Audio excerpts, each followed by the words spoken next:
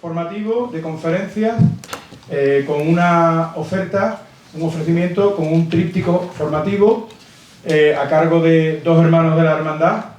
Y bueno, quiero antes de iniciar dar nuevamente las gracias al Ayuntamiento de la ciudad. Hoy nos acompaña a través de José Luis Cordero Varo, del equipo de gobierno. Igualmente dar las gracias a Joaquín Rodríguez Balestra, del Grupo Municipal Popular, que también nos viene acompañando en esta charla formativa. Le paso la palabra a nuestro hermano Santiago Muñoz, que será quien ejerza de moderador de esta sesión formativa, en la que, por cierto, notaréis la ausencia de Juan José Carrera Rojas, por imponderable de última hora no ha podido asistir, así que les pido excusemos su no asistencia. Santi, como tú quieras. Bueno, ahora sí, ¿no? Sí. Ante todo, muchísimas gracias por estar aquí, porque hablar de la figura de San José es siempre interesante en dos aspectos fundamentales. Dos aspectos que de una u otra forma se van a hablar hoy aquí. Es el aspecto histórico, la relación directa que ha tenido la figura de San José con la ciudad de San Fernando. Y otra es, que viene a colación de esa, la fe que se le tiene al patrón. Yo siempre lo comento en la hermandad, que gracias a un grupo de jóvenes locos, hoy siguen locos, pero no son tan jóvenes,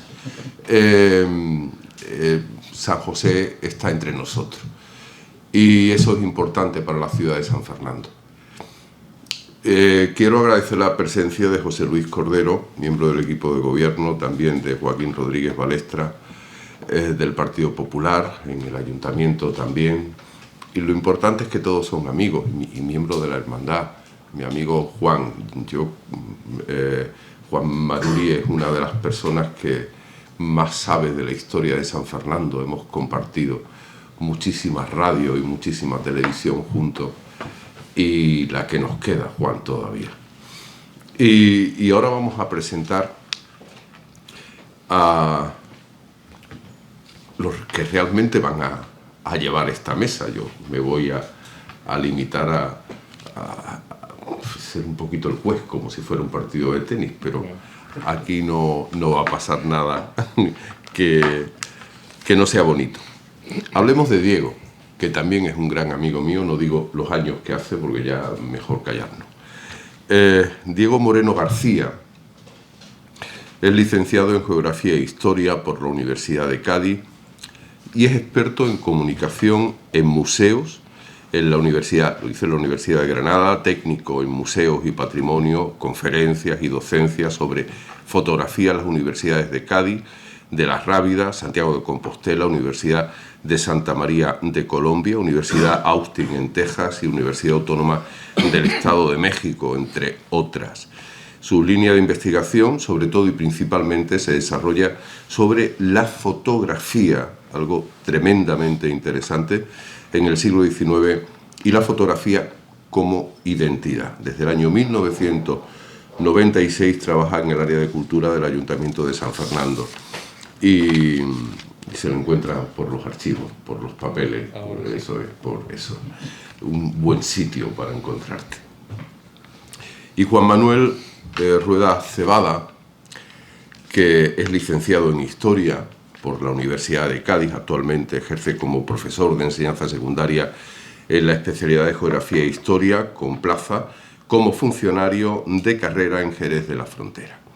Hermano de la Corporación de Veracruz, de Afligido, de nuestra localidad, las dos hermandades de su barrio del Cristo. Además, es hermano de la Divina Pastora de nuestra querida isla. Hermano igualmente de la Cofradía de Jesús Cautivo de Chiclana y de la Archicofradía de la Palma de Cádiz.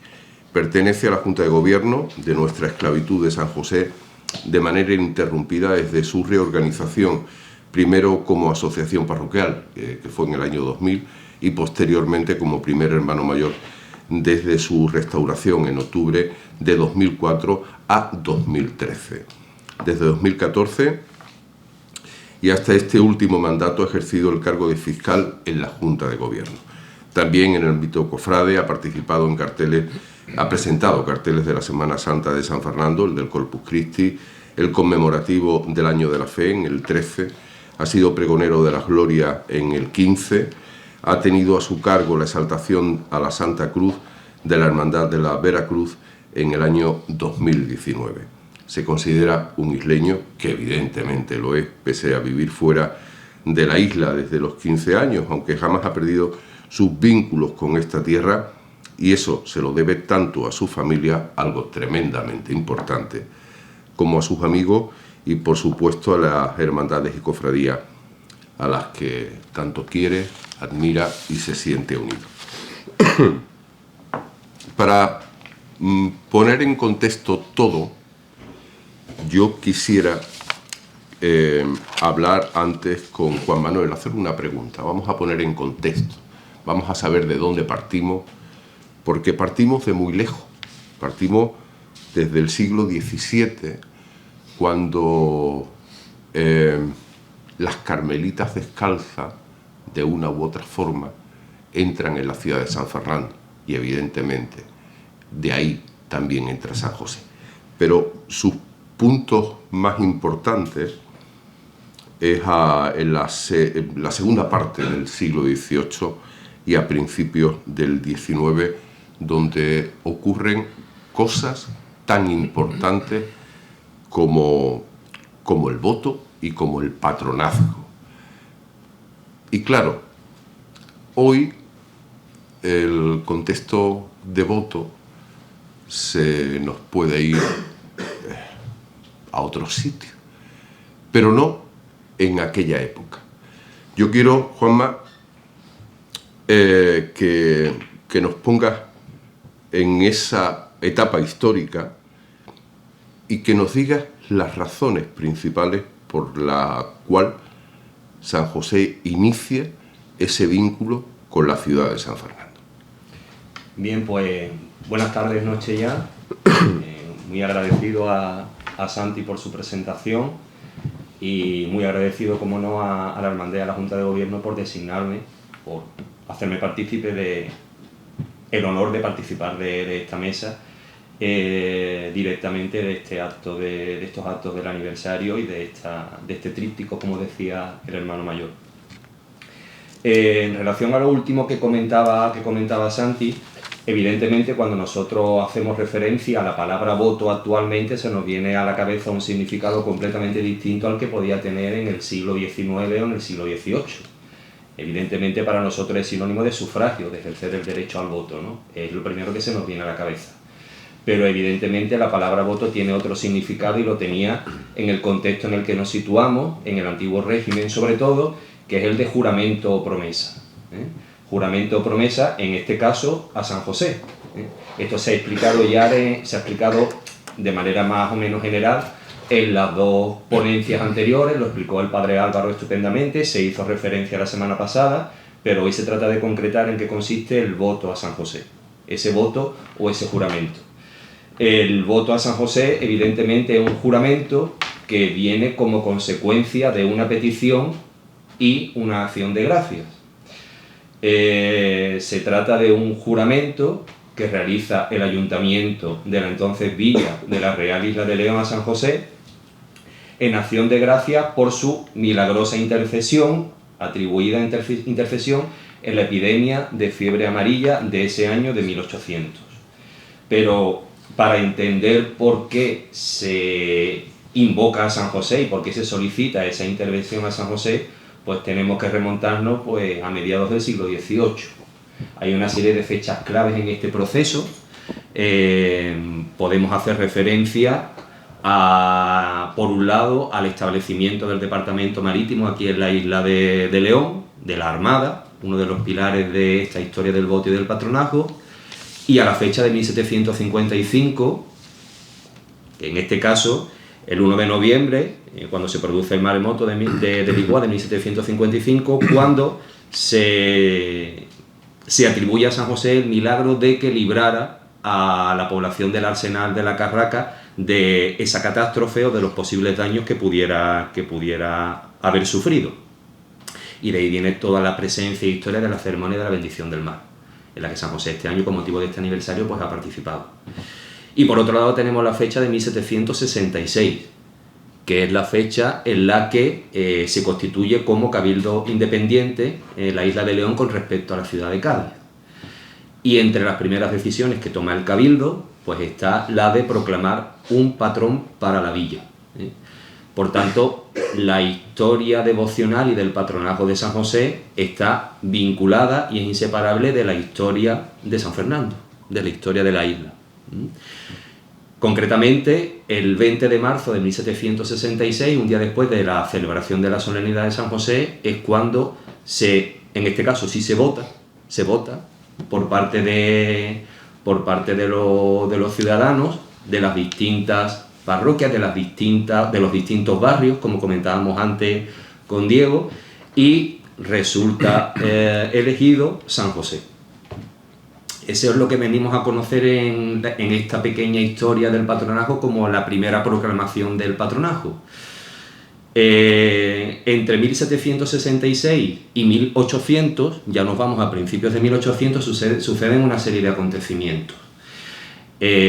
Como consecuencia de esta proclamación por parte del ayuntamiento, evidentemente se solicita el refrendo de la Iglesia, y la Iglesia en este caso, como ya se ha comentado en otras ponencias y se recoge en distintas publicaciones, pues no es del todo partidaria de ese patronazgo principal de San José. Se había realizado todo el proceso necesario por la parte civil, pero la parte eclesiástica de alguna forma había quedado un poco al margen. Entonces la Iglesia considera que, en este caso, la figura de los mártires, San Servando y San Germán, patrono de la diócesis, tenía suficiente relevancia todavía en la isla como para que siguieran siendo patronos principales. Y en este caso pues interviene el obispo de entonces, Tomás del Valle, y de alguna manera pues toma una decisión salomónica, podríamos decir, y para no disgustar a ninguna de las partes, pues decreta que efectivamente San Servando y San Germán sigan siendo patronos de San Fernando, patronos que eran ya de la diócesis, y San José queda como compatrono o patrono menor. Es decir, se le da su sitio, pero teniendo en cuenta los dos posicionamientos. Evidentemente esto va a cambiar como consecuencia de la epidemia de fiebre amarilla y todo lo que se desencadena durante esos meses, aproximadamente entre agosto y noviembre de 1800. Pero digamos que hay una serie de fechas clave hasta llegar al año 1800, y ya a partir del 1800 pues podemos seguir hablando. 1755, 1766, 1800, y por supuesto está también, desde el punto de vista espiritual y religioso, como comentaba Santi, la presencia de los padres carmelitas descalzos en la ciudad en la villa de la Real Isla de León. La primera fundación del convento, si no recuerdo mal, es de 1680, ese primer convento, finales del 17, después viene la construcción del segundo convento en el primer tercio del siglo XVIII, y evidentemente la presencia de los padres carmelitas descalzos, ese impulso de la devoción realizado por Santa Teresa, y esa presencia pues evidentemente refuerza la devoción a San José. Dos pilares, la armada, los carmelitas, y por supuesto pues la decisión del ayuntamiento de 1766 de proclamarlo como patrón, teniendo en cuenta también esos antecedentes. También a modo de anécdota, cabe decir que el 19 de marzo de 1755, curiosamente meses antes del maremoto de 1755, se coloca la primera piedra de la iglesia mayor, precisamente el día del santo, y en un principio pues se atribuyó la buena marcha de las obras y todo lo bien que resultó al santo precisamente. O sea que no deja de ser paradójico que también la fecha de la colocación de la primera piedra de la iglesia mayor fuera el día de San José, ese mismo año que precisamente el 1 de noviembre pues se le va a atribuir el milagro de haber librado a la población del Arsenal de las catástrofes del maremoto. Luego me gustaría que nos hablases un poco de lo que es en sí la imagen actual, la que vemos. San José, hay muchas imágenes de San José, pero la imagen actual del santo, la que todos conocemos, me gustaría muchísimo que nos hablase. Pero antes quiero que intervenga Diego, que ha cogido ese bisturí de la historia y de su curiosidad, porque para esto hay que ser primero curioso, y ha hecho una disección del cuadro del voto que nos trae Prada y me parece interesantísima, porque es un cuadro que todos conocemos, que es un cuadro que pertenece a la historia misma de esta ciudad, en un acto además tremendamente importante, Diego, y sale mucha gente. Algunos, es lo que me han dicho y es verdad, algunos estaban y no salen, y otros no estaban y salen. En fin, se aprende mucho mirando bien como tú miras concretamente este cuadro. Háblanos un poquito qué es lo que está hablándonos el cuadro a nosotros. Si te parece voy a... Acércate. Bueno, yo tengo una voz potente, no sé si... Pero bueno, esto te lo hace mejor. Eso. Así no lo pongo tan potente, ¿no? Si te parece, es que no se ve muy bien, voy a proyectarlo porque lo voy a hacer un poco, voy a intentar hacerlo didáctico y vamos a apagar la luz para poder ganar un poquito en calidad. Aunque no se me vea a mí, yo soy menos importante. El primero, Diego, el primero por la derecha. Bueno, yo veo con él, yo veo bien aquí, creo que veo bien. Yo cada día veo peor. Bueno, entonces, bueno, gracias por... ¿Se oye bien el micro? Vale, sí. Que sobre todo, gracias por estar aquí esta tarde, una tarde que bueno, que no invita a salir a la calle, solamente los que tenemos obligaciones, por ejemplo, de sacar el perro, ¿no? Que hay que salir a la calle, la mía ya se ha cumplido, y agradeceros que estéis aquí dándonos respaldo e interesando por lo que os vamos a contar, ¿no? Sí que es cierto, Santi, que yo traigo otra mirada alternativa a ese instante de la historia de San Fernando, al hilo de lo que Juanma me contaba. Me lo has puesto muy bien porque me has obviado la parte histórica y esa la obvio, ¿no? Evidentemente no son los hechos acontecidos en la ciudad. Yo empiezo aquí, con motivo de la epidemia de la fiebre amarilla a principios del siglo XIX en general, pero lo hago desde otro enfoque, lo hago desde la perspectiva de los individuos, actores que, situados en su tiempo y circunstancias, interactúan con su entorno e intentan organizar sus vidas desde lo profesional y lo familiar. Personas que, como lo vamos a ver ahora, pertenecen a distintos grupos sociales que están sometidos a las normas que dictan las instituciones de su tiempo con estructuras muy rígidas. Algunos actores, la mayoría anónimos, han permanecido en el olvido. Otros han quedado perpetuados, plasmados en obras artísticas, individuos, todos ellos, que construyen lo global y lo global lo construye a ellos. Dormidas en los archivos públicos y privados han quedado olvidadas muchas de las historias, de sus momentos vividos, de las experiencias que se vivieron, esta en concreto. Ese grupo de personas anónimas, descrita por Eric Hobsbawm, como los llama personas extraordinarias, y son consideradas por este autor los principales actores de la historia. Y ese es el objetivo de estos minutillos que voy yo a contar aquí. Santi, tú me controlas el tiempo porque yo tengo... Tú no te preocupes, que para eso soy un fenómeno. Bueno, vamos a empezar, voy a coger el ratón, vamos a empezar aquí. Bueno, ¿y de dónde parto yo aquí? Estas son las fuentes que yo he utilizado para llegar a las conclusiones que voy a daros hoy, ¿no?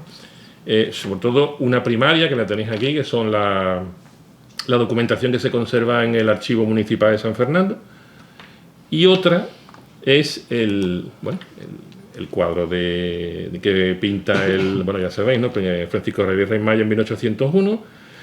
He añadido también la lápida que se conserva en la Iglesia Mayor, que sabéis que se coloca el 25 de abril de 1801, pero sobre todo he trabajado con los libros de cuentas de propios y arbitrios, o sea, la contabilidad municipal. Entre el periodo que va entre 1799 y 1804. Lo que pasa es que hoy solamente me va a dar tiempo a contaros algo de 1800 y 1801, pero da para muchísimo, para muchísimo. Estos expedientes, que son quizás los que menos se estudian, están repletos de información que merecen un estudio más profundo y de los que hoy daré algunas pinceladitas. Obviamente, he consultado también las actas capitulares y el expediente relativo al voto de San José, que sí, ¿cómo se va para atrás aquí? Aquí, que es la caja esta, la 2405, que se llama Expedientes relativos a funciones y solemnidades religiosas. Insisto, toda esta documentación se conserva en el Archivo Municipal de San Fernando. Vale, bueno, estas son las fuentes. Y vamos a las fuentes, que cuentan las fuentes. Bueno, en principio, estos expedientes de la contabilidad municipal figuran una partida denominada Festividades de la Iglesia, que recoge los gastos originados con motivo de las diversas festividades religiosas, es decir, Candelaria, Purificación de Nuestra Señora, Patriarca San José, Santísimo Corpus, Santos Patronos San Servando y San Germán, y la festividad de los desagravios del Santísimo Sacramento.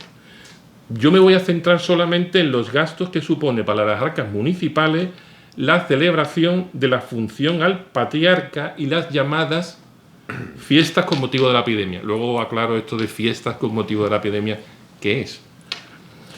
Bien, ¿qué tenemos aquí? Como asignación anual, siempre como regla general, a la función del patriarca San José se le asigna 600 reales de vellón. Aunque, como ya se sabe, siempre con las cuentas, debido a los imprevistos, casi siempre la cantidad es mayor, no son 600, pues 680, 690. Y aquí es donde se hace llamativo el gasto de 1800, 1801 y 1802. Evidentemente sabemos la causa de ese gasto, pero no sabemos detalladamente en qué se gastó el dinero. 1800. Esto es un poco duro, pero creo que es interesante verlo. 1800. 10.112 reales de vellón, que es la suma de los 600 asignados por la función del patriarca, más los gastos originados con motivo de la llamada fiesta con motivo de la epidemia. 1801, 7.131, que es la suma de los 600 reales de vellón asignados anuales, más la adquisición de un cuadro, que son 1.500 reales de vellón. Esto es lo que cuesta el cuadro que se le encarga a Francisco Javier Reinmayer. Pero sigue subiendo. 2.000 reales de vellón por la impresión del sermón predicado el 26 de noviembre de 1800, más 3.031 reales de vellón por la fiesta de los desposorios y voto por los dos cabildos, 7.131. Pero hay más. 1802, 6.600 reales de vellón, que son la suma de los 600 reales de vellón, más 3.000 por la festividad del voto y 3.000 por las diligencias para obtener las bulas de su santidad para la confirmación del voto. 1802 hoy no voy a continuar porque no me va a dar tiempo. Me encantaría porque es muy, muy, muy interesante, pero no se puede.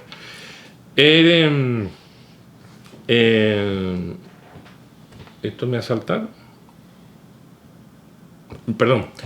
He traído este cuadro comparativo porque muchas veces no sabemos qué supone 1.500, 3.000 reales de vellón y me preguntan, bueno, ¿y eso actualmente cuánto es en euros? Eso es imposible de saber. Entonces la respuesta está aquí. ¿Cuánto cobra un macero al año? Pedro Sánchez Corsado y hermano 1.650, cuánto cobran los jardineros, ahí tenéis un cuadro de cuánto cobra el cirujano, al menos para que sepáis lo que supone, el esfuerzo que supone el gasto. Y al lado tenéis lo que normalmente se asigna a las festividades religiosas. Perdonad que se ha movido, pero es que hemos tenido un cambio de ordenador. 600 para la función del patriarca, 1.300 para la Candelaria, 4.000 para el Corpus y 600 para los santos patrones San Servando y San Germán y para los desagravios, ¿vale? Bueno, al menos un poco a título informativo. Y aquí tenemos, como hemos visto, el gasto del año 1800 de 9.506, que es el gasto ocasionado por las fiestas con motivo de la epidemia. ¿Y qué es esto de las fiestas de la epidemia con motivo de la epidemia? Pues lo tenéis, 3 días de rogativas públicas para aplacar al Señor San José, 19 de octubre voto al patriarca, el Te Deum del 16 de noviembre y el 17 de noviembre la honra a los muertos en la parroquia y la procesión por la tarde.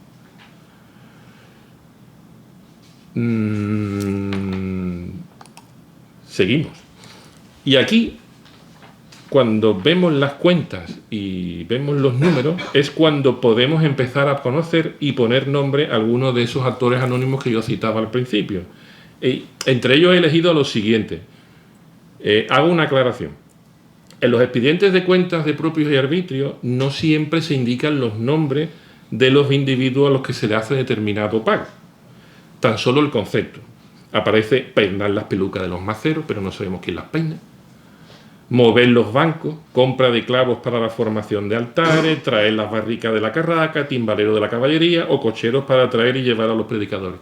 Aparece el gasto, pero no quién lo hace. Esos nombres se nos queda pendiente. Hay nombres que evidentemente no vamos a conocer nunca. Quién sabe si los estudios más exhaustivos en el futuro, bueno, pues es posible que podamos saber incluso quiénes son estas personas que sí que son anónimas, porque brevemente yo he sacado a estos anónimos y los he sacado a la luz. ¿Quiénes son, por ejemplo? Bueno, pues Nicolás González Coronado, que suministra la cera, participó en las fiestas de la epidemia y no lo conocíamos. ¿Quién hizo la impresión de las papeletas y los carteles? Pedro Segovia. La capilla de voces e instrumentos, Julián Domínguez. El representante de los músicos de los batallones, Vicente Camerino. El sermón a don José Ruiz, doctor José Ruiz. Los maceros, que son los hermanos Sánchez Corchado. Los clarineros. El mayordomo del ayuntamiento, Ángel Marazzi. Y Antonio Martínez, que es el mayordomo de fábrica de la Iglesia Mayor. Evidentemente, detrás de todos ellos hay una vida, un oficio, pero bueno, es una cosa que no es el momento, ¿no? Pero bueno. Y ahora que vamos a usar, os decía al principio, voy a usar las fuentes documentales, pero ahora voy a usar otra fuente, que es una fuente gráfica, que es nuestro querido cuadro del voto, que ya tenemos en la casa capitular. Y vamos a intentar a partir del cuadro reconocer a otros anónimos. Vamos a ver si es posible. Bueno, anónimos y no tan anónimos, ¿vale? Os he puesto aquí un poco la figura de Serrano Carriola, bueno, que ya sabéis que fue el diputado, lo que es el concejal actual, encargado por el Cabildo para que se encargara de elegir al artista que plasmara el momento. Él sabéis que elige a Rienmayer. El otro día estuvo en la conferencia, yo no voy a citar mucho el cuadro. El precio del cuadro, que ya os he dicho, que costó 1.500 reales de vellón. Un poco una pequeña biografía de quién es Juan Serrano Carriola, porque muchas veces no sabemos quién es quién. Este caso es muy sencillo, lo tenéis ahí, cirujano de la Armada, destinado al departamento marítimo y bueno, y acabó siendo regidor bienal y diputado. ¿Qué he hecho con el cuadro? Con permiso de su autor y el Ayuntamiento de San Fernando, lo he diseccionado. Y lo he cogido y he dicho, bueno, pues vamos a ver una cosa, vamos a ver. Me he quedado con la parte terrenal, provisionalmente he dejado al patrón a un ladito y me voy a centrar aquí. Voy a intentar, a partir del cuadro, dar a conocer algunos nombres de estos actores anónimos y de paso, pues también le damos nombre y le ponemos cara a algunos de los no tan anónimos, pero que están en ese cuadro. Y empieza la disección. Voy a empezar al revés. Voy a empezar por los representantes de orden civil. Y aquí tenéis que no son otros que los comisarios de barrio con sus vocales y vecinos. Los tenéis ahí. Esos personajes de la derecha representan en el cuadro a los comisarios de barrio con sus vocales y vecinos que sí estuvieron todos presentes en la función del voto, de los que no conocemos nombres, pero yo he intentado le he dado el nombre de todos los comisarios. Evidentemente podría poner tanto los vocales que también firman en el documento que tú citabas antes. Ahí los tenéis de todos y cada uno de los barrios, algunos muy interesantes, los nombres de muchos de estos comisarios, quedaría para otro momento. Los tenéis y están ahí representados. ¿Quién más hay en esta escena? Bueno, y esto es una hipótesis, esto no lo puedo asegurar.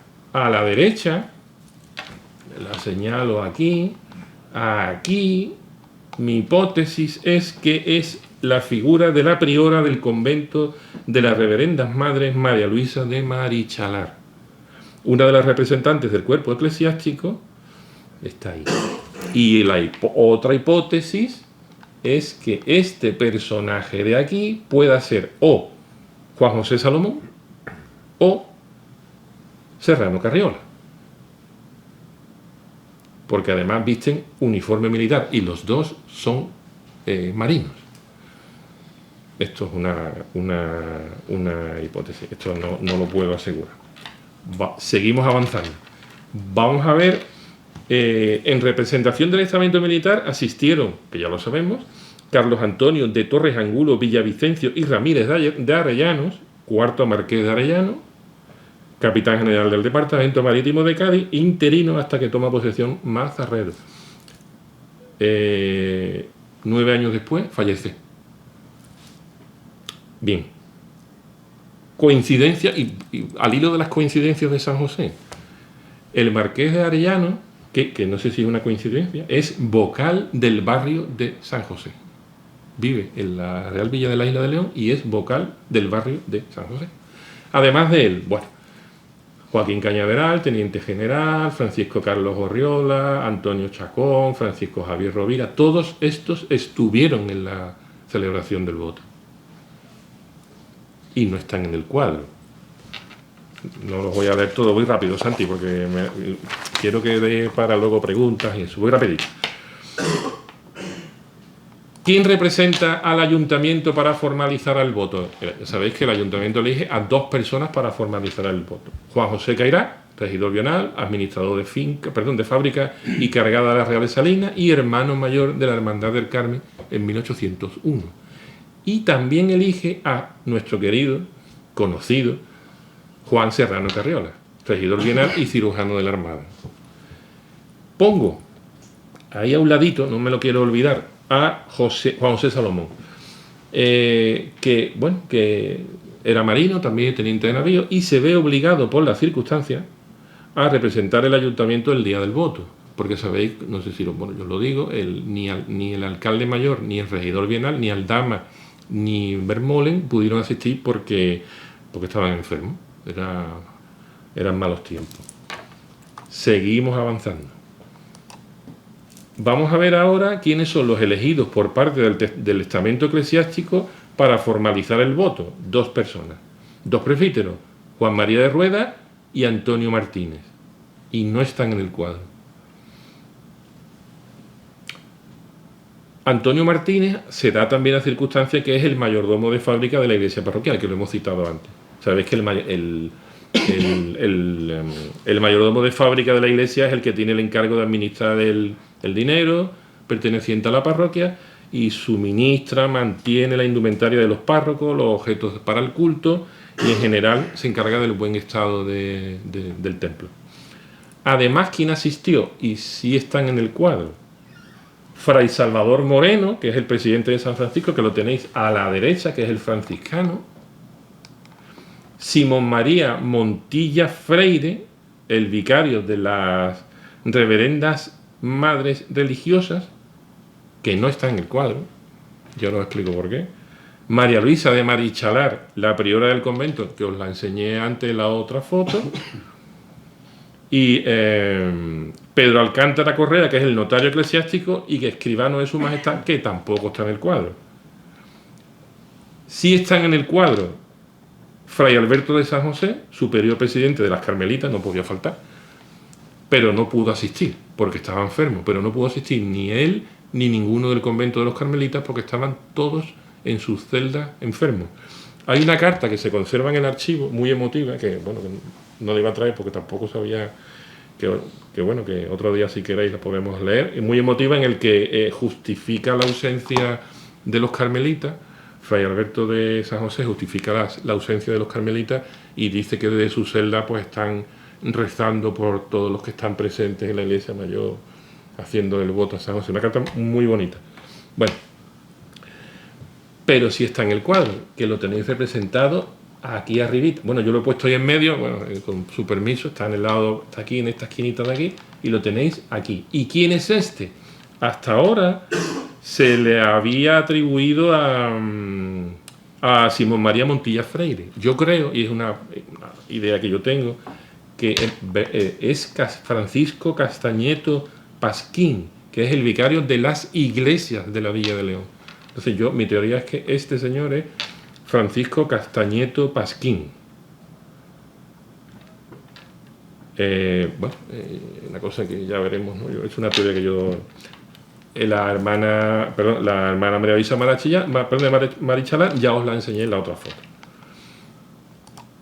He dejado para el final los que tenía que haber puesto al principio, pero los he dejado al final, que son el alcalde mayor, Juan Antonio Aldama Ayala y Bustamante, y el regidor vitalicio y decano, Juan de Malpica y Vermolen, porque a pesar de que los dos estuvieron al frente de todas las acciones y decisiones que se tomaron en esta fecha, desgraciadamente no pudieron asistir al voto por encontrarse enfermos. Y es curioso también que a lo largo de la lectura de las actas capitulares de 1800 es una tónica habitual que falten a los plenos, ¿no? Bueno, a los plenos, porque la enfermedad tuvo que hacer estragos, ¿no? No se cita la enfermedad, pero bueno, yo supongo que sería una causa en la que muchas veces algunos de los diputados están ausentes en los cabildos. Curiosamente, sí están en el cuadro. A ver si tengo una foto. Aquí. Este es el alcalde mayor, Juan Antonio de Aldama, y esto es otra hipótesis. Aquí a la derecha, a vuestra izquierda, está, aquí lo tenemos, Juan Malpica y Vermolen, regidor vitalicio y decano. Y esto es otra hipótesis, que no...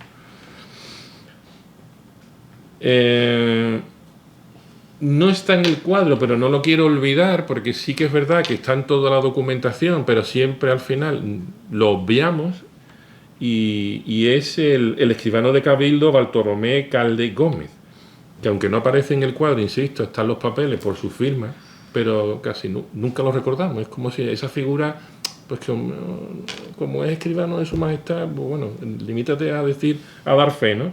Y jugó un papel muy importante, porque, como sabéis, el notario es el que da fe y es el encargado de dar fe y de documentar las decisiones y los actos del Cabildo, que es el papel que desempeña ahora mismo la Secretaría General del Ayuntamiento, ese papel, ¿no? Y yo ya termino, esta cosita... Termino con... Esto es una ficción. Yo le llamaba esto una ficción. Una representación de lo que pudo significar para una persona todo lo que pasó durante este periodo de tiempo. Y es José Tomás de Cirartegui, vecino y vocal del barrio de Viñuela. En concreto vivía en la calle, como ya sabéis, vivía en la calle de Soledad, de la Soledad, actual doctor Celier. Esto es un dato que yo no lo sabía porque me lo ha aclarado Juan Maruri, quien si no. Amén. Me lo ha aclarado, además me lo ha aclarado esta tarde mismo. Y yo lo pongo porque, bueno, quién sabe si pudo ser el que talló la figura de San José, no lo sabemos, ¿no? Pero bueno, quién sabe. Y sobre todo porque me hacía ilusión ponerlo, porque quién sabe si entre las personas que están representadas en el cuadro no puede estar Cirartegui. ¿Por qué no? Asistió al voto, decidió el patrón, activamente vocal de su barrio de Viñuela junto con su yerno, su cuñado, Job, y acabó así, ¿no? Y pensando que, bueno, ¿por qué no está ahí en el cuadro? ¿Y por qué no? No me quiero acordar de... Podría ser, y bueno, y así acabó. Y, perdón, esto no es así, esto es así. Así. Pues nada, muchas gracias. Esto es lo que yo quería. Pues... Así denso, muy denso, pero que sí dejo abierto. Lo comentaba con Alejandro el otro día, que esta documentación da para trabajarla mucho. Porque yo me dedico a estudiar fotografía, pero a mí me gusta hacer una visión completa de lo que estudio, no solamente desde el punto de vista, pues, del procedimiento, del autor. Yo creo que todos los datos que se pueden obtener son los que aportan. Y yo creo que los acontecimientos que se vivieron en esa época todavía tienen mucho que contar. Fijaros lo que yo he hecho hoy, yo lo he hecho desde el punto de vista del dinero, que es una cosa muy desagradable. Pero es la única forma que tenía para saber a quién se le pagan las cosas y aparecer su nombre. Y esa es la finalidad un poco de esta breve... Voy a poner esta otra vez. Vamos a compartir las dos imágenes. La de la firma de Cirartegui me va a venir muy bien Sí. para lo que vamos a comentar. Pues te la dejo aquí. Esa, déjame la proyectar como hablábamos antes. Aquel Y también la de la lápida y la del cuadro del voto. Vale, pues tú me dices cuál es. Yo te dejo esta.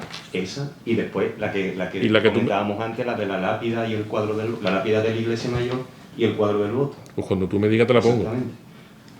que de eso habíamos quedado que sería interesante conocer un poquito más la imagen actual, la imagen que todos conocemos, la imagen de San José.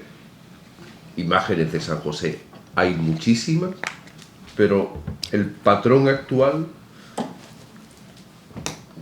¿cómo nace aquello? A ver. Pues precisamente le comentaba a Diego que dejara esa reseña, esa firma de José Tomás de Cirartegui para hablar un poquito de quién pudiera ser el posible autor de nuestro titular, el titular de la esclavitud y, por supuesto, el patrón de San Fernando, ¿no? Hacíamos referencia, en primer lugar, a esas fechas importantes hasta llegar al año 1800. Diego ha hecho referencia a las fechas principales que van desde agosto hasta noviembre de 1800.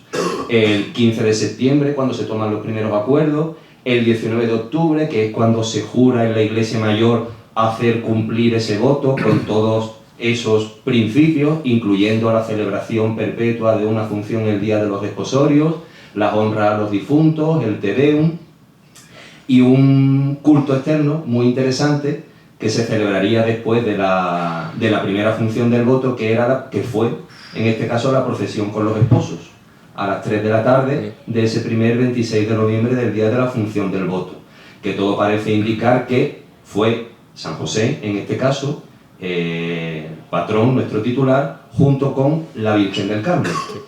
La Virgen del Carmen que constan en los documentos que tiene el propio convento, y así se ha hecho referencia en publicaciones de hace varias décadas, que los carmelitas vinieron a la Iglesia Mayor con la Virgen del Carmen para reafirmar y fortalecer ese voto a San José, con lo cual, evidentemente, la procesión lo más probable es que fuera con San José y la Virgen del Carmen.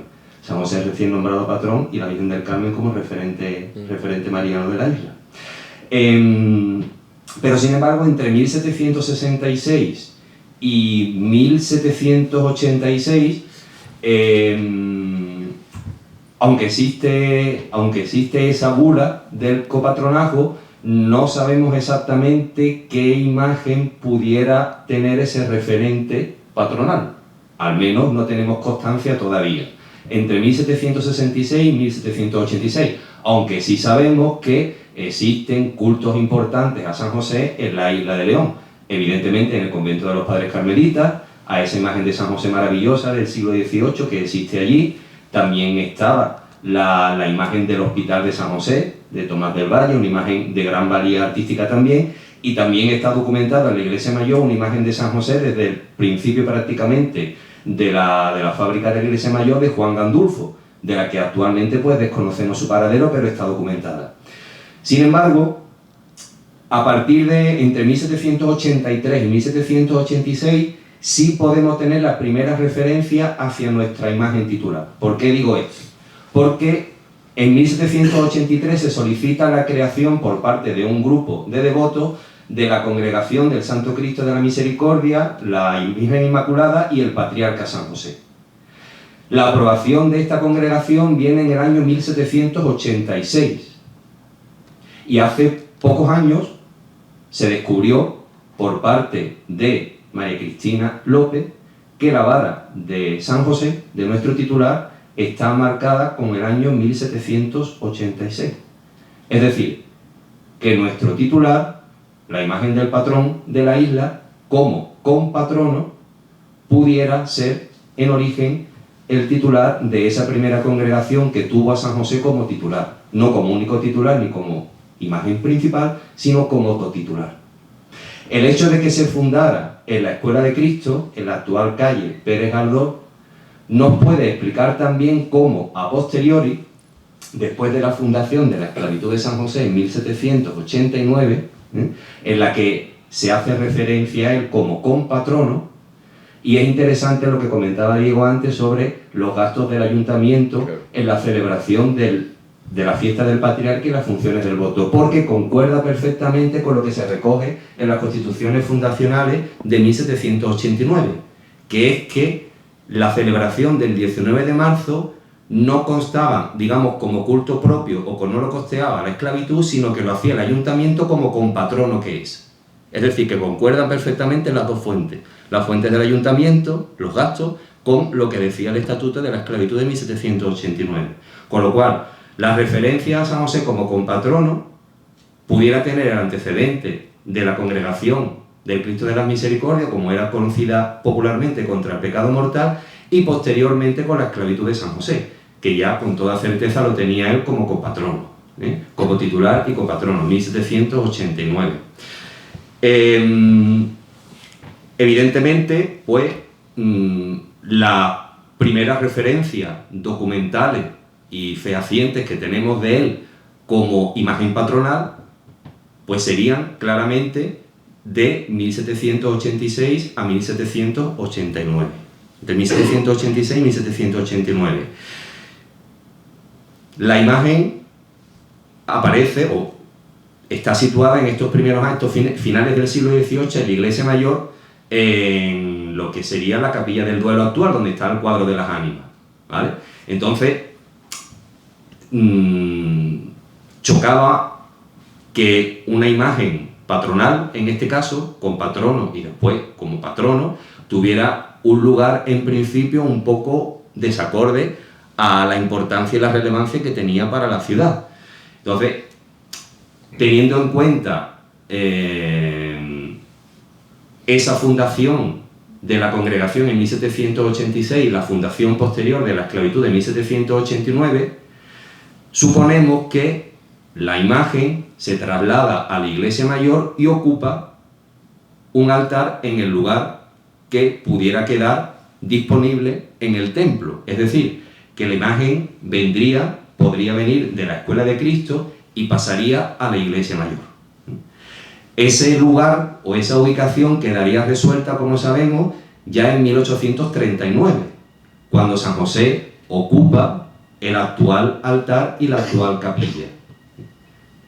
Con la extinción de la Hermandad de la Esperanza, San José, la esclavitud solicita ocupar ese lugar con una serie de condiciones.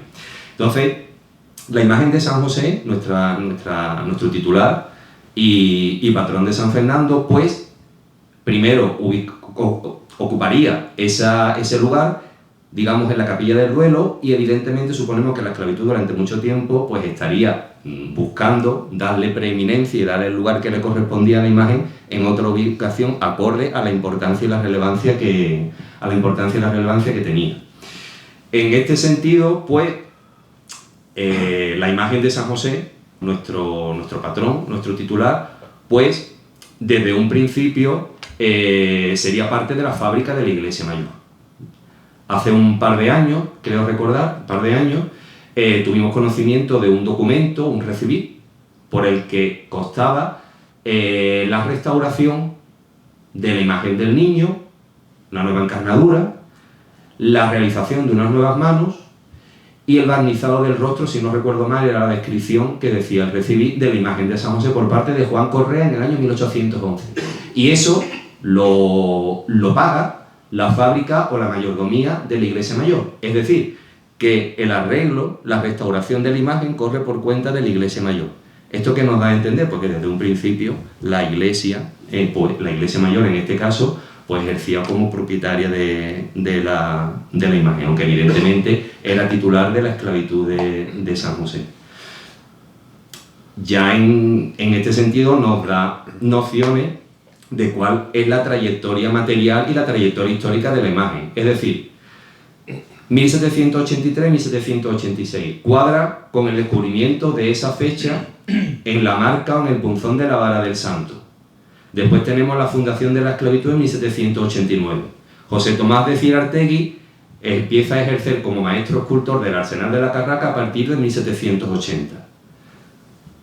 La trayectoria artística, en este caso del escultor, concuerda perfectamente con los pasos o los documentos históricos de fundación de las congregaciones que le pudieron dar culto. Es decir, tenemos la fecha de 1786, tenemos la de la esclavitud de 1789, es muy probable que fuera encargada por esa primera congregación, pasara a ser titular de la esclavitud, porque los mismos fundadores de la anterior también fueron fundadores de la esclavitud. Y si la imagen ya estaba realizada en 1786, pues pasaría a ser titular de la hermandad que le toma el relevo como titular de la esclavitud de 1789. Y por otro lado, evidentemente, pues los rasgos morfológicos de la imagen concuerdan perfectamente con la de otras imágenes sí documentadas en San Fernando. El Cristo de la Aspiración, 1788, y el Cristo Yacente del Carmen, de 1792-1793. Antes del descubrimiento por parte de María Cristina de la fecha de la vara del santo, 1786, pensábamos que la imagen del patrón era posterior a la de los dos Cristos. Y actualmente, muy probablemente, la imagen del patrón sea anterior que Expiración y que Santo Entierro. Es decir, que San José, en todos los sentidos, es el padre de los dos Cristos. Por cronología y, evidentemente, pues, porque es su padre, San José. Entonces, evidentemente, concuerdan todo lo que son las fuentes históricas, concuerdan los rasgos morfológicos, evidentemente son evidentemente los parecidos, y bueno, si ponemos la imagen del cuadro del voto y de la lápida,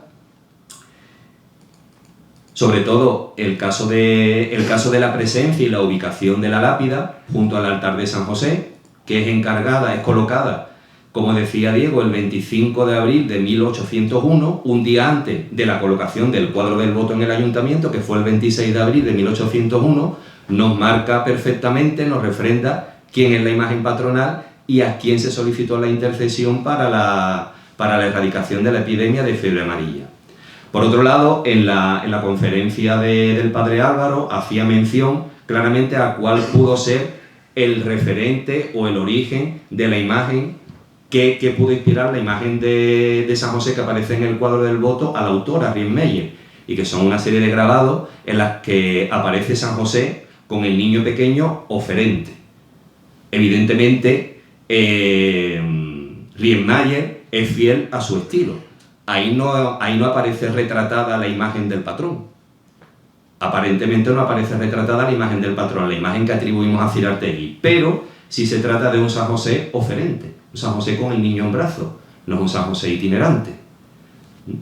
Y aparte también, en este caso, me atrevo a hacer una suposición, la imagen del cuadro también presenta las características sandalias que presenta la imagen del patrón. Pero eso es un detalle que aprecio yo, evidentemente, y que puede ser un poco más subjetivo. Pero la imagen de San José del cuadro es una imagen de San José oferente y no es una imagen de San José itinerante. Evidentemente, la imagen del patrón ahí existía, pero Riemmeyer es fiel a su propio estilo, y lo mismo que es también fiel a su estilo cuando hace, por ejemplo, el tondo de San Juan Bautista del patrón de Chiclana, que los rostros y la morfología es muy parecida a la de San José. No retrata la imagen del patrón de Chiclana en este caso, sino es fiel a su estilo y se inspiraría igualmente en grabados y en pinturas también propias de la época que él considerará más idóneas para representar a la imagen del santo. En definitiva, pues básicamente es lo que podemos decir. Existe dos bulas que hacen referencia a San José como patrono, y evidentemente la bula de 1800, en la que lo proclama patrón canónico principal, aunque la bula es de 1802, pues evidentemente hace referencia clara a nuestro titular y a la imagen del patrón, en tanto que ya tenemos dos documentos eclesiásticos, fundamentalmente la de la esclavitud, que se remonta a 1789, que hace expresamente a él referencia como compatrono, y el titular es compatrono, fiel a la bula anterior a la de 1800. A partir de 1800, si hubiera habido otras reglas nuevas, pues ya se referiría a él como patrón canónico principal, pero para eso tenemos también ya la propia bula del patronazgo y tenemos la fuente y los documentos del ayuntamiento. Bueno, pues yo creo que ha llegado el momento vamos a tener poco, sí, pero unos 7, 8, 10 minutitos para que seáis vosotros los que preguntáis a la mesa alguna curiosidad, alguna duda, algo interesante sobre estas magníficas conferencias, porque aunque tienen un punto en común, son temas distintos, pero que se cruzan muchos de ellos y con la figura de San José como referente.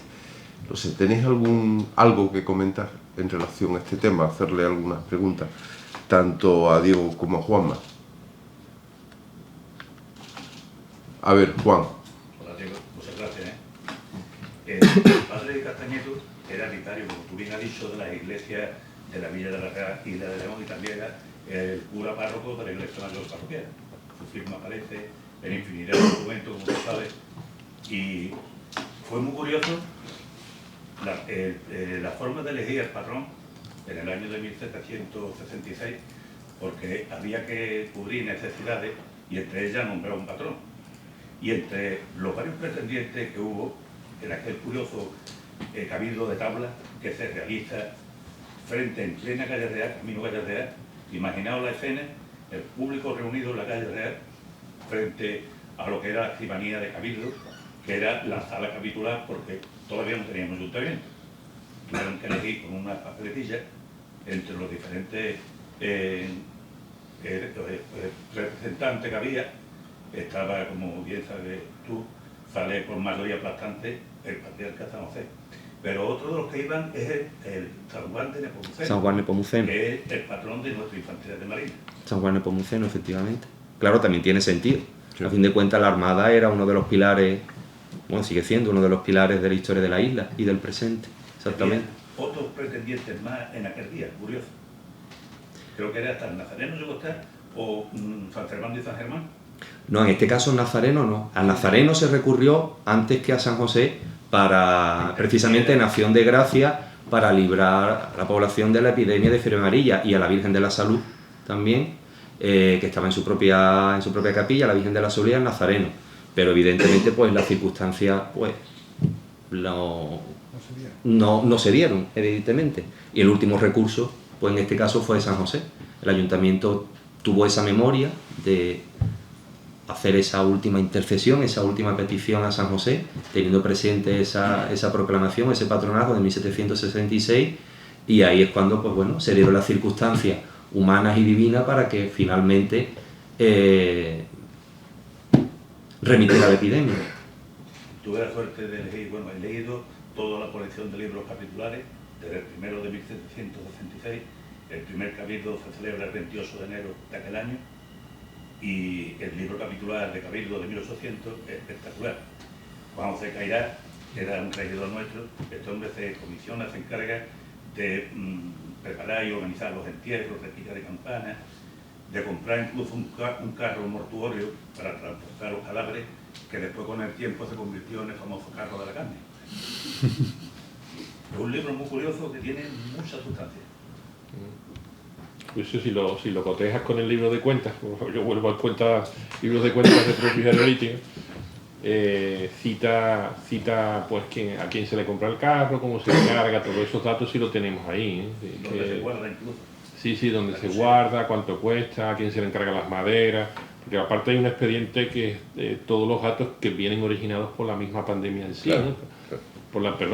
Por la epidemia en sí, ¿no?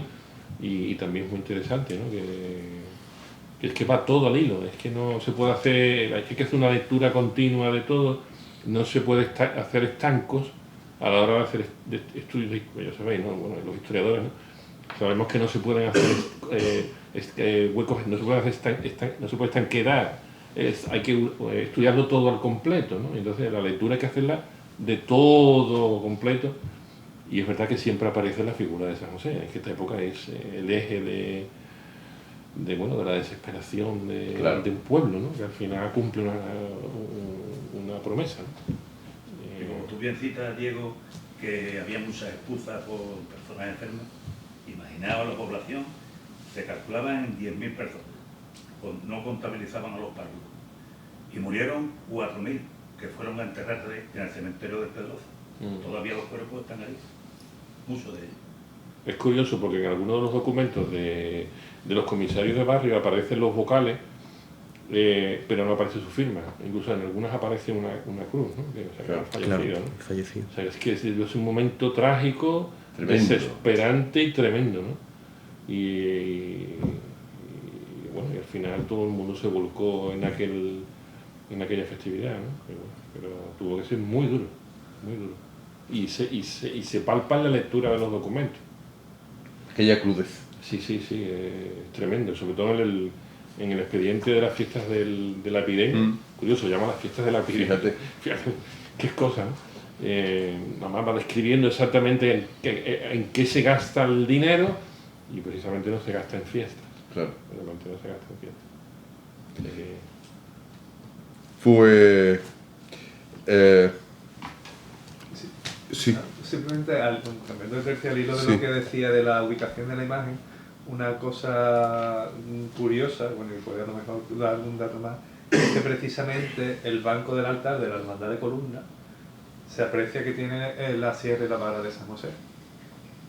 Y de hecho, bueno, no sé si puede ser que incluso una suposición, o incluso no sé si está o hay algo que lo soporta, Que estuviese allí. que probablemente ese altar fuera en el que estuviera San José en el duelo.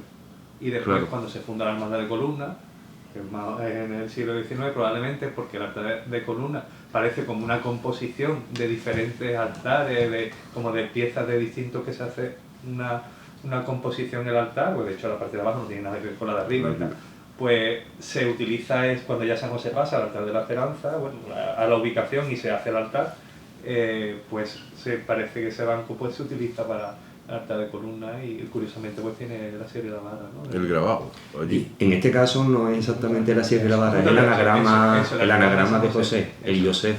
Eso. Es curioso, sí, es curioso que en el banco de Columna aparece el anagrama de José, además enmarcado en un medallón rocalla, creo que es. Hombre, está documentado que en la Capilla del Duelo había dos altares gemelos, a ambos lados de lo que, si no recuerdo mal, estaba un crucificado que podía ser el Cristo de las Misericordias, que también pudo venir de la Escuela de Cristo cuando se trasladan las imágenes y demás.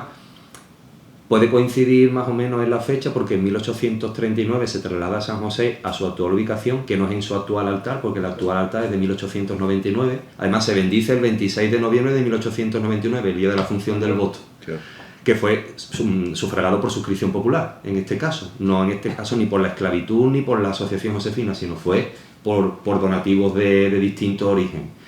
Y coincide también la construcción de ese altar con la llegada, si no recuerdo mal, de la Virgen de las Lágrimas en 1899, que la Virgen de las Lágrimas estuvo en principio en esa Capilla del Duelo, probablemente en el altar que desocupó San José, y después pasaron los titulares a su actual ubicación. Es decir, que está relacionado y concuerda también con la fecha aproximadamente, lo cual, pues mira, una vinculación más entre Columna y San José. Bueno, dime. Un dato curioso sobre Sí. San José, que todavía queda el rótulo del nomenclato a San José, que en nuestros días existe. Y fue un pequeño mosaico de eran bastantes, que el ayuntamiento encarga en 1785 y 1787 se colocan, y eran nombres de santos, motivos religiosos que le da el vulgo a las calles. Los números los tenía que pagar el dueño de la finca, mientras que el rótulo de la calle o del barrio lo pegaba y lo colocaba el ayuntamiento. Pues de San José lo podemos ver todo hoy en día, tamaño 15, y está en lo que es la esquina de la calle Real con la calle Lozada. Está metido en un pequeño hueco. Que además es precioso, porque De los pocos que quedan. de los pocos que quedan, y es una verdadera maravilla. Y habría que conservarlo porque quedan muy pocos. Y esa era una de las antiguas calles de San José, la calle Losada, La calle Alcedo también fue. la calle Alcedo, una calle también en la Siete Revueltas, creo que la calle Barceló, creo que también era de San José, Y el niño. San José y el Niño, San José y San Antonio, que se conserva actualmente, el segundo tramo de la calle, después está Juan de Austria, está San José y San Antonio, y precisamente, si no recuerdo mal, la más moderna, entre comillas, es la propia calle San José actual, la que se ha conservado, que es la que se abrió para para el hospital de San José que fundó Fray Tomás del Valle, donde también fueron atendidas las víctimas de la epidemia. De la epidemia. En mayo presenté un libro sobre este tema. Actualmente, con motivo del aniversario, pues bueno, se vuelve... Bueno, la historia no se repite, la historia rima, ¿no?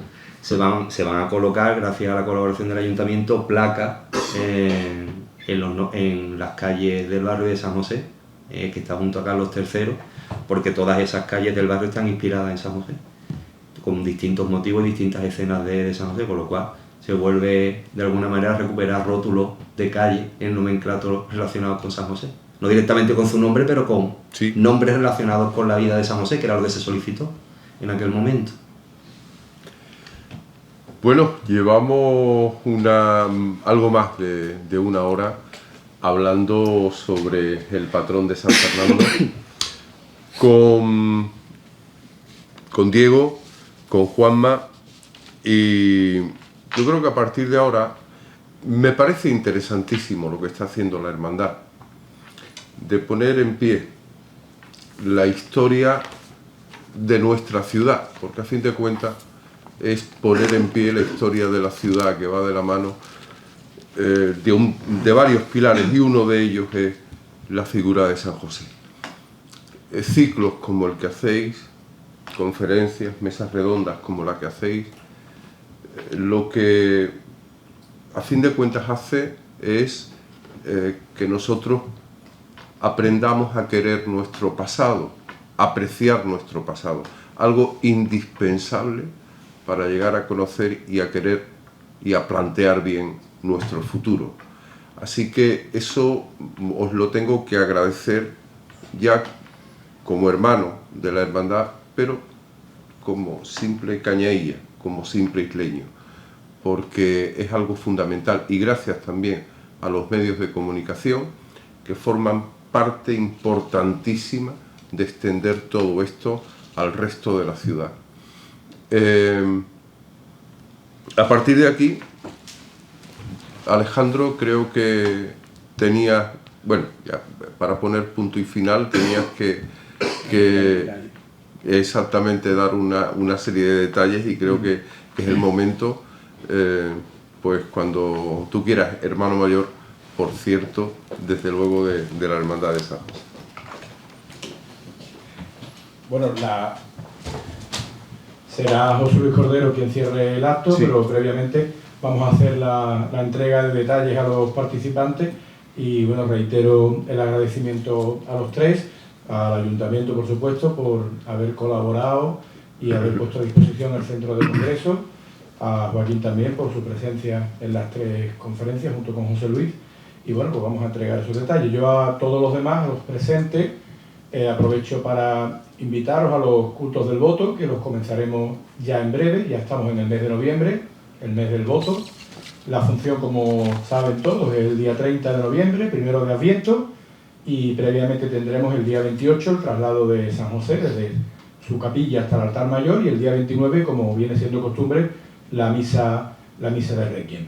Tenemos pendiente ubicar ese acto de entrega de inauguración de las placas del barrio de San José, en el que bueno, pues hemos contado nuevamente con la colaboración del Ayuntamiento. Esperamos hacerlo también en breve, así que esperemos poder dar en breve información al respecto, y ya todo lo que va a hacer y presentar la hermandad en estos próximos días va encaminado a preparar y a disfrutar de los cultos del voto, a los que por supuesto invito a todos los que estáis aquí. Bueno, pues vamos a hacer esa entrega de detalles. Bueno, pues este es para Diego. Mira, me levanta, no sé. Eres el primero. Ahí lo tienes. Muchas gracias.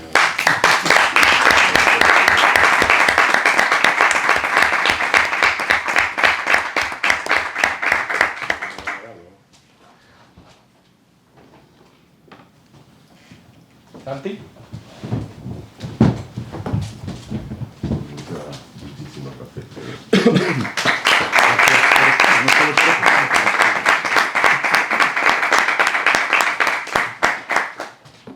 Y bueno, Juanma, voy yo para allá porque ya por ahí coge complicado, o te vienes tú para acá, como quieras. Ya fue una pasada la habitación, porque tiene que tener cuadros por todos lados.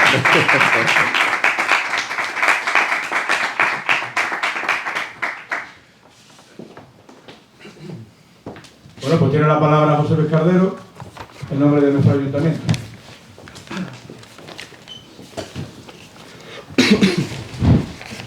Muy buenas noches a todos y a todas. Es un placer de nuevo pues tomar la palabra en los actos de esta hermandad y aprovechar pues para saludar a todos los presentes, a los compañeros de la Corporación Municipal, al hermano mayor y, como no, pues saludar y felicitar a nuestros ponentes del día de hoy. Como bien decía el hermano mayor, bueno, pues hoy cerramos este ciclo formativo en el que hemos venido pues a conocer un poco más pues la historia de esta tradición del voto, el propio cuadro que lo representa y que lo recuerda, y el significado general, ¿no?, del voto, que fue la conferencia o la mesa redonda de la semana pasada. Como bien ha dicho Santi a la hora de finalizar la mesa redonda, bueno, pues agradecer cómo el poner en valor al final este tipo de iniciativas, que lo que hacen es a través con el objetivo, ¿no?, de conocer y de dar a investigar sobre lo que es la figura del voto y el cuadro. Bueno, pues al final hemos tratado en estos 3 días pues de conocer un poco más pues la historia del voto, la historia de la figura de San José y la historia que va asociada pues a la ciudad de San Fernando y a su propio ayuntamiento. Como bien decía Diego al principio, ¿no?, como he comentado en las últimas ocasiones que he tenido la oportunidad de participar, por fin este pasado domingo se pudo recibir el cuadro del voto en el ayuntamiento, y ya desde esta misma semana está ya instalado felizmente en lo que era la antigua capilla de las casas consistoriales, con lo cual pues a partir de este momento todos los isleños, isleñas y visitantes que vayan a visitar el ayuntamiento pues formarán parte de esa visita y podrán conocer y podrán ver esta obra. Así que nada, felicitar a la hermandad por todos los actos que ha tenido durante este 225 aniversario del voto. Emplazarnos, pues como bien ha dicho Alejandro, que esperemos que antes de que acabe el año podamos colocar e inaugurar esos rótulos conmemorativos en el barrio que lleva el nombre de nuestro patrón, y a todos los demás, pues nada, pues muchas gracias por vuestra asistencia y buenas noches a todos.